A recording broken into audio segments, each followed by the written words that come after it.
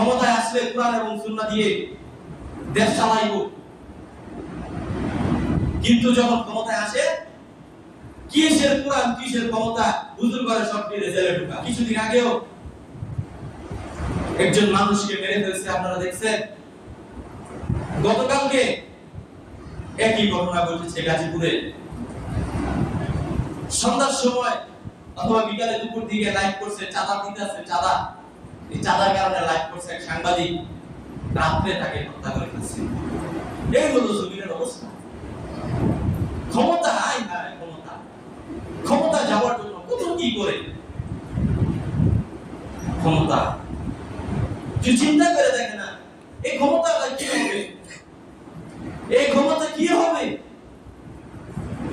এই ক্ষমতা কি কবরের মধ্যে কোন শান্তি দিতে পারবে? ক্ষমতা দাম্ভিকতা সহ্য করতে পারে না, ক্ষমতা এখন আসে নাই।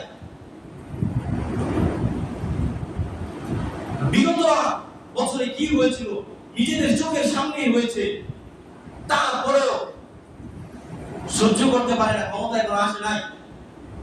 আবার মাঝে মাঝে শোনা যায় ওই আগের কথাই, ক্ষমতায় আসলে কোরআন এবং সুন্নাহ দিয়ে দেশ চালাইব,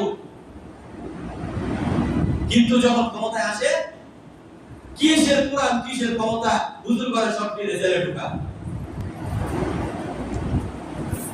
এই জন্য মুসলমান চিন্তা করে এই ক্ষমতা দিয়ে কিচ্ছু হবে না।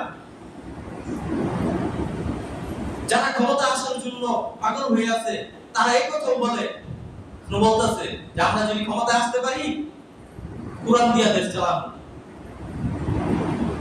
কিন্তু যখন ক্ষমতা চলে আসবে তখন কিসের কোরআন কিসের সুন্নাত, ইহুদিদের সাথে তাল মিলিয়ে দেশ চালাইতে থাকে।